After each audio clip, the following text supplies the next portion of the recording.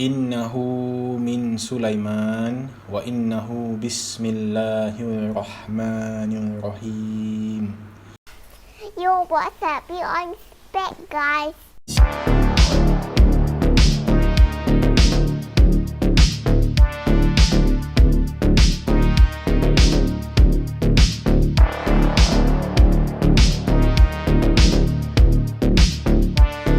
Hi guys, what's up guys? Welcome back to Andre Brothers Pictures.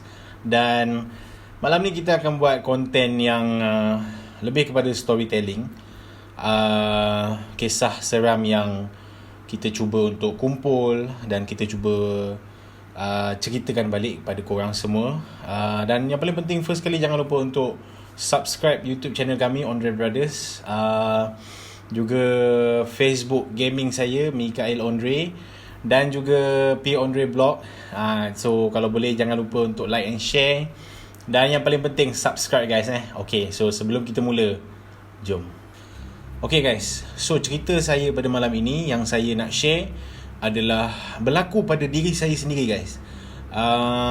Yang saya rasa saya ingin berkongsi dengan kita punya viewers pada malam ini. Kisah ini berlaku pada tahun 2012. Ketika itu umur saya dalam lebih kurang 20 tahun lah. Ni berlakunya pada 2012. Dan perjalanan kisah ni guys, kisah perjalanan ini bermula apabila saya dan juga abang saya PA, kami ada melakukan penggambaran filem dalam filem Satu Lawan Satu. Okey, memang kalau korang tengok cerita tu bukanlah cerita hantu, dia adalah cerita action, cerita lawan-lawan lasak kan. Tapi kisah ni sebenarnya dia berlaku dalam shooting set tu. Okey, so pada awal penggambaran tu dia siapa yang tengok kisah cerita filem Satu Lawan Satu ni, di mana filem itu dia adalah cerita lawan-lawan, tapi bila scene di mana watak saya itu dilakonkan, dia ada beberapa kali kita akan ada scene di dalam kawasan rumah usang. Kalau korang tengok dalam footage ini, akan ada visual di mana kita berentap di dalam sebuah rumah usang. Okey, tapi di kawasan rumah usang itu nanti kita akan pause sebentar dan kita akan cerita sebelum berlakunya kisah misteri itu. Okay. So pada dalam proses penggambaran tu, saya ada certain hari tu saya tak ada scene, ada juga ada scene. Maksudnya mungkin hari ni saya tak ada scene lah. So bila saya tak ada scene tu, dia punya kisah dia bermula apabila malam saya tak ada scene tu. Dia bila saya ada dekat rumah kan, kita kat rumah kan, kita masa tu kat rumah pula tak ada siapa kan, saya seorang je. Abang saya dia ada shooting, so kat rumah tu memang tak ada siapa. Mak ayah saya pun kebetulan ibu saya pun ada shooting ketika tu. So berlakunya kisah seram ni, berlakunya mistik ni apabila saya malam tu kat rumah saya tinggal kawasan rumah abang saya ni, dia dekat dengan kalau siapa tahu UK Perdana, Taman Sierra UK. Okey, dia punya tempat tu, Taman Sierra UK ni, kalau korang pernah pergilah, dia akan betul-betul naik bukit UK Perdana tu, naik sampai di puncak UK Perdana tu untuk simpang yang nak ke Ali Maju, simpang ketiga ke atas bukit tu, dia akan turun balik ke bawah, dan dia akan turun perlahan-lahan sikit lereng bukit tu, dan dia akan naik balik guys. Ini apa orang kata geografi rumah tu lah. So dia akan naik balik, dan penghujung itulah Taman Sierra UK itulah, ataupun di mana tempat kami tinggal. Okay, so malam tu aku dekat rumah, dan masa tu shooting dah start shooting lah, merata-rata tempat lah yang saya cakapkan tadi tu kan, kisah Satu Lawan Satu filem tu. Kita shooting di kawasan ini, ada di kawasan rumah terbengkalai, ada dekat bawah terowong dan sebagainya kan. Okay, So apa berlaku? Malam tu saya tak boleh tidur lah. Saya memang tak boleh tidur, badan penat dan sebagainya. Anxiety saya datang tau. Anxiety saya datang. Maksudnya penyakit, orang kata gelisah datang lah.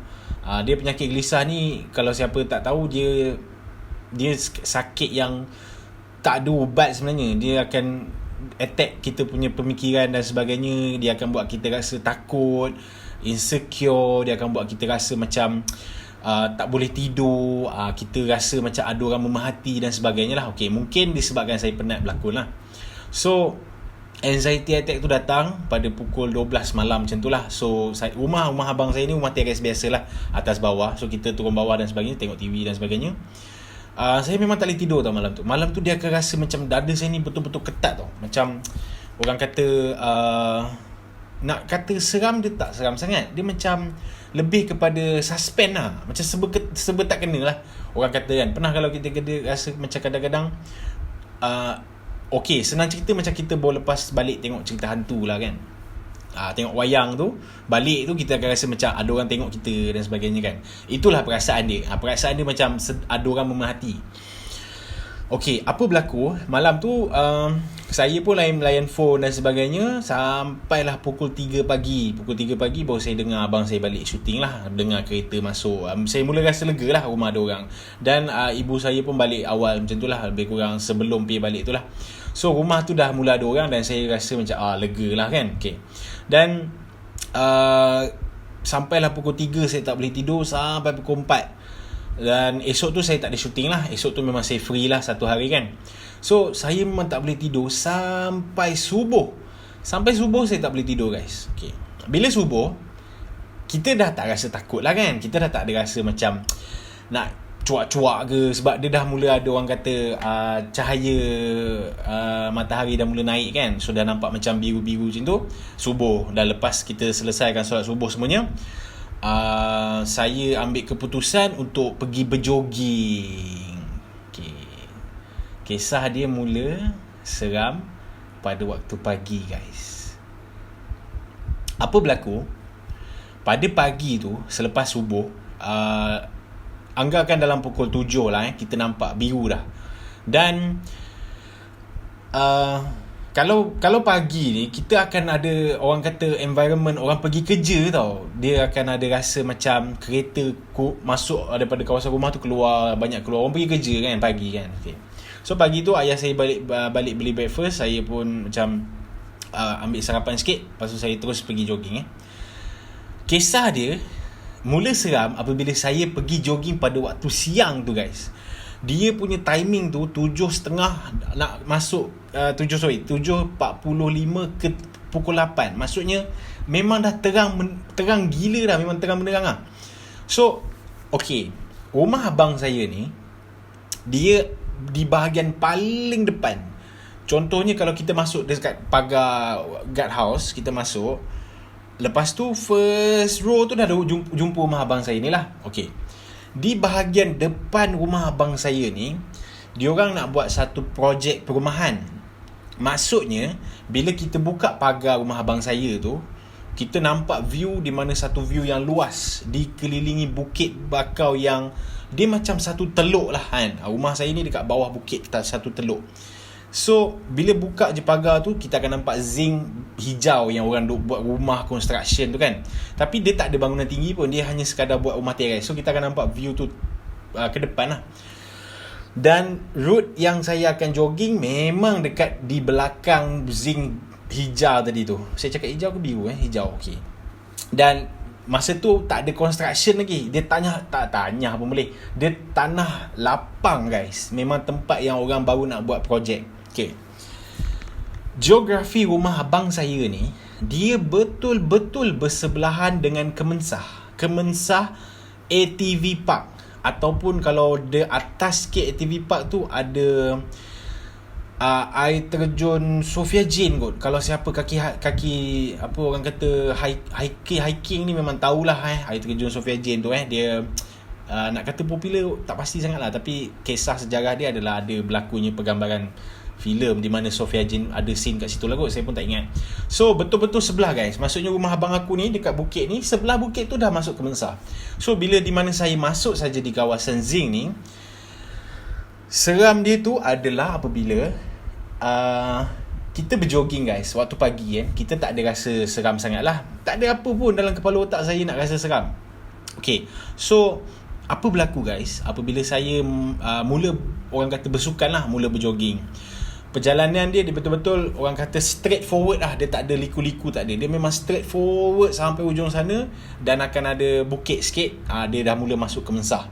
Okay, so anggaran dia mungkin dalam lebih kurang dalam 150 meter ke 200 meter itulah kot anggaran dia lah, daripada rumah abang saya ni ke kawasan hujung sekali nak mengasuk ke Kemensa tu. Dia ada tanah merah tau, maksudnya kawasan tu dia bergeografikan tanah merah lah. Orang nak buat rumah tapak kan, mungkin ada satu je jalan tar, so saya jogging dekat atas jalan tar tu. Suasana ketika itu dia macam panas-panas mendung lah.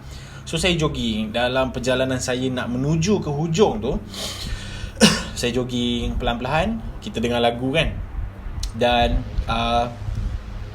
dia rasa macam, mungkin kita akan rasa macam penat sikit lah, sebab saya tak tidur seharian tu guys. Saya memang tak tidur seharian tau. Daripada pukul 10 malam tu saya memang penat, dengan saya punya mental, saya penat tak tidur, dan saya sampai subuh tu saya tak tidur, dan sampai saya sedang berjoging guys, saya sedang berjoging. So kita punya jantung dan juga mental ni macam agak penat lah sebenarnya kan. So dia lebih kepada orang kata tak elok sangat lah untuk kita berpeluh macam tu kan. Tapi saya teruskan perjalanan saya, sampailah di mana saya sampai di hujung route tu lah, yang saya cakap saya jogging sampai hujung tu kan. Di bahagian hujung tadi tu ada jalan tar yang dah rosak semua tu, dan di bahagian depan sikit tu akan nampak macam semak yang orang kata nak mula masuk ke bahagian hutan. Okay, so saya punya pandangan view sekarang ni adalah hutan. So dalam kepala saya fresh lah, wah segar siang kan. Okay, kisah dia guys mula misteri apabila saya hampir sampai di trek hujung tu. Saya dengar macam ada orang sedang dia macam nak kata menyanyi, tak menyanyi sangat. Dia macam kalau orang Mak Saleh panggil humming lah. Dia macam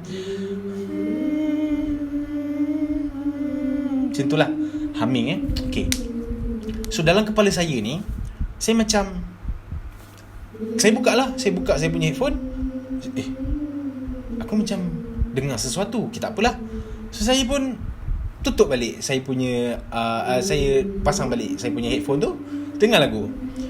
So saya pun macam pandang view tu yang memang hutan depan tu, Bukit Bakau. Dan dia ada satu macam orang kata bukit sikit lah, dia sikit je bukit tu. Saya climb lah sikit, dia bukanlah macam climbing tu, tak lah, dia macam kita mendaki sikit lah. Bila sampai di permukaan atas bukit sikit tu, so saya sampai atas tu, saya daki sikit tu, saya nampak ada satu macam kawasan paya guys. Paya yang memang bulatan paya tu besar tak besar jugalah. Mungkin kalau kita nampak paya kan, dia satu moment yang kau macam wow, ada paya kat sini kan. Mungkin satu kawasan nak kata macam kolam tak kolam, paya tak paya lah Tapi gambaran paya tu, dia ada pokok yang dah tenggelam guys. So pokok ni dia akan keluarkan dia punya saki-baki lah, ranting-ranting tu lah. Maksudnya dekat paya tu dia akan ada macam ranting-ranting pokok, dan dia satu bulatan. Belakang tu hutan tebal guys. Okay, situasi tu dia mula rasa macam macam saya rasa macam saya mula masuk suatu dimensi tau. Dia nak kata macam halusinasi pun tak, nak kata macam saya pening pun tak. Dia macam bila kita saya jejak je atas bukit tu, saya akan nampak macam satu benda yang sangat indah tau. Saya macam wah, saya macam macam kita first time jejak satu kawasan yang kita nampak macam wow, cantiknya view ni kan. Okay. So saya pun duduk dekat situ dalam almost 5 ke 10 minit lah. Saya lepak kat situ, saya macam ambil udara segar, kita cuba dapatkan energi kita balik, kita punya stamina balik kan, sambil kita dengar lagu. Dan mata saya melilau-lilau lah di dalam hutan tu guys. Di dalam hutan paya tu kan. Mata saya melilau, kita tengok view kan, macam wow. Mulalah apabila saya nak balik. Bila saya nak pusing dan saya nak balik lah, saya nak balik rumah lah, dah jogging almost setengah jam. Bila saya pusing guys, bila saya pusing badan saya pusingkan macam ni lah, katanya saya pusing macam ni lah kan. Okay, di situlah ada berlakunya sesuatu yang saya sendiri tak jangka guys. Apa yang saya dengar bila saya pusing, ada satu bunyi yang membuatkan saya rasa sedih tau. Yang membuatkan saya rasa macam, ya aku nak menangis ni. Kenapa rasa sedih sangat ni? Okay. So bila saya pusing, dia ada satu bunyi yang macam dia macam ada orang menangis tau. Saya macam okay, masa tu saya rasa macam dalam kepala otak saya ni macam mungkin aku penat kot, mungkin aku terlampau penat sampai aku rasa macam sedih. Apa berlaku guys? Masa saya pusing tu, saya pusing dengan keadaan yang dia tidaklah terlalu tergesa-gesa. Tapi bila saya pusing badan saya sempat toleh muka saya tau di paya, kawasan paya tu. Dan apa yang saya nampak guys, sangat luar biasa. Apa yang saya nampak adalah seorang puteri yang ini sama tau. Dia sama guys, dia bukan kita nampak clear sebulat tak tau. Kita nampak sama macam contoh kalau korang bangun tidur, mata kau yang memang macam yang sama. Okay, maksud saya sama bila saya pandang, sebab saya nampak tepi anak mata saya tu tau. Saya nampak macam dia ada kat situ tau. Dia ada kat situ guys. Apa yang saya nampak adalah seorang perempuan lah. Saya tak nak cakap puteri, tapi seorang perempuan yang sedang duduk di bahagian paya tu dan sedang membasuh baju. Dia basuh baju macam orang zaman dulu yang ada macam kayu yang jaring-jaring tu, dan dia gosok. Pakaian dia semua berpakaian batik, kain-kain batik yang dia sedang basuh. Dan saya nampak ada beberapa macam aksesori lah dekat sini, dan dia pakai satu kerawang tau. Dia pakai macam satu kerawang. Figure dalam kepala saya yang saya nampak masa tu macam Puteri Gunung Ledang dalam cerita Hantua. Itu je sebab saya boleh gambarkan sekarang ni. So apa berlaku guys? Masa saya pusing tu, dia menangis. Sedang dia basuh baju dan dia macam dia menangis. Dan saya mula rasa takut tau. Sebab saya rasa macam tadi tak ada orang geng. Tadi tak ada orang. Tiba-tiba bila aku nak balik, dalam masa aku nak balik, sepanjang aku duduk dekat situ, tiba-tiba ada orang sedang basuh baju, ada orang sedang membersihkan pakaian kat situ, dan dia perempuan. Dan aku mula rasa macam hati aku berdebar guys. Masa tu hati aku sangat-sangat berdebar. Aku pun rasa macam kesian pun ada dekat perempuan tu. Aku rasa macam aku sendiri pun sedih dengan dia. Aku tak tahu kenapa aku sedih. Aku rasa macam nak tanya nama dia siapa. Dan aku mula rasa macam ada rasa kasih sayang dekat orang tu. Tapi aku macam ini bukan orang. Dan masa tu guys, masa tu aku tahu yang itu adalah bukan alam yang nyata guys. Itu alam gaib. Dan bila aku pusing guys, dia seolah-olah badan aku jadi berat tau. Dia situasi tu sangat pelik, sangat-sangat mustahil, sebab dia berlaku pada pukul 8.30 pagi guys. 8.30 pagi, di mana kau sedang, orang kata tak ada fikir pasal benda halus ni. So bila saya pusing badan saya separuh dan mata saya separuh setakat sini je guys. Saya tahu bila saya pusing dan pandang, masa tu bukan saya ada dekat alam sekarang ni. Saya rasa mungkin saya dah termasuk dekat alam lain. Sebab saya sangat rasa getaran energi tu. Saya rasa macam saya separuh ada dekat alam nyata, saya separuh dekat alam gaib. Dan bila saya nak keluar, saya cuba pusing badan saya untuk turun di bukit tu, dia lagi kuat menangis guys. Tangisan itu dia mula macam daripada sayu sampai dia mula rasa macam meraung. Dia meraung dan dia mula rasa marah. Sampailah saya masa tu guys, saya 50-50 nak pandang ke tak. Sebab hati kita dah ada rasa macam kita mula suka dan kita mula tertanya-tanya siapa dia kan. Dan saya ambil keputusan untuk terus pusing. Dan ketika itu saya memang terdetik di hati saya teringat mak saya. Serius, saya tak tahu kenapa saya terdetik, saya teringat mak saya. Dan saya perlahan-lahan pusing badan saya. Saya pun mula jogging perlahan-lahan. Dan mula di saat saya pusing dan saya turun bukit tadi tu, dia punya tangisan memang dengar. Tapi yang misterinya guys, dengar tangisan tu hanya di kepala saya guys.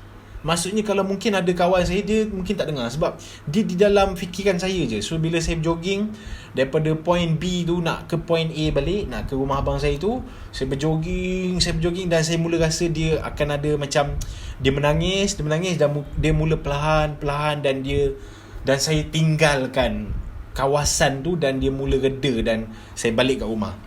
Okey. Selesai satu part kisah misteri saya yang saya lalui guys. Esok berlakulah pergambaran yang saya cakap tadi tu, di mana saya sedang berlakon dalam cerita filem Satu Lawan Satu tu. Esok ada bukanlah esok, maksud saya dalam beberapa hari kemudian ada scene di mana kita terpaksa berlawan di sebuah rumah usang. Okey, apa berlaku di rumah usang tu, dia walaupun kita tak syuting cerita hantu guys, tapi kalau kita jejak kaki di rumah-rumah usang dan sebagainya, kita percaya yang makhluk tu ada kan. So apa berlaku guys, saya syuting macam biasa dengan abang saya. Kita ada scene bergaduh, scene tumbuk terajang dan sebagainya. Dan bila kita shoot habis waktu-waktu supper lah, lepas pukul 12 tu akan adalah orang nak ambil gambar apa semua kan, adalah extra dan sebagainya, ambil gambar dan kita sambung shooting balik kan. Bila sambung shooting balik, ada a few scene yang kita buat dia macam tak jadi sangat. Okay, buat tak jadi dan last sekali jadi. Habis daripada pergambaran tu, badan abang saya, PA lah, dia rasa berat sangat. Dia rasa macam ada beban yang sangat berat di atas tengkuk dia ni lah. Dia rasa berat. Saya pun sama lah. Okay, so dalam mindset kita mungkin yalah kita shoot dekat tempat-tempat kotor kan. So mungkin kita balik dan kita okay lah. Okay. Apa berlaku pada esoknya, abang saya pun masih rasa benda yang sama dan saya pun rasa benda yang sama. Okay. So kita pun pergi berubat dengan ustaz. Ustaz itu di kawasan Kajang. Okay. So bila kita pergi berubat dan kita nak tahulah kenapa badan kita rasa macam nak demam, tak sihat dan sebagainya kan. Okay. So apa berlaku, kita pun pergi berubat di Kajang. Ustaz, ada satu ustaz yang saya kenal. Kita pergi satu family lah, saya, abang saya, ibu saya, ayah saya. Pergi berubat dan ustaz mulakan ilmu perubatan dia. Tanyalah nama PA dan sebagainya, siapa lagi yang terlibat. Saya pun angkat tangan dan saya ada. Ustaz kata pejam mata. Dan ustaz kata cuba gambarkan apa yang korang syuting, kat mana, rumah mana. Dan saya pejam mata dan ustaz cakap macam tu, saya pun pejam mata dan saya gambarkan lah. Okay, kita syuting kat sini ustaz dan sebagainya. Ustaz tu dalam erti kata scan lah. Dia scan kita orang semua. Dia kata PA, awak ni sebenarnya ada benda dah hinggap ni. Okay, adik awak pun kena juga. Saya macam tak apa ustaz, cuba keluarkan. Okay. Tapi PA pun katalah, apa benda ustaz, benda ni kan. Ustaz kata PA dia terkena macam gangguan pelesit. Ada satu makhluk macam nama dia pelesit dan dia tak hinggap kat PA lah. Saya pun benda yang sama. Okay. So apa berlaku, dekat saya pula dia macam hantu yang tinggi tau. Dia macam hantu macam dia struktur dia macam pokok lah, macam nak kata macam hantu raya dan sebagainya lah kan. Okay. So ustaz pun cuba berubat kita orang semua. Dan di kesempatan itu saya cuba untuk bertanya dengan ustaz situasi yang saya recall balik, yang saya jogging beberapa hari sebelum tu kan. So saya tanya, ustaz, saya nak tanya satu soalan ustaz. Boleh tak ustaz tolong tengokkan kawasan tu? Kenapa tu? Saya ada jogging beberapa hari lepas lah, dan saya ada satu gangguan ni ustaz, saya nak tanya kan. So ustaz tu kata, boleh cuba awak gambarkan.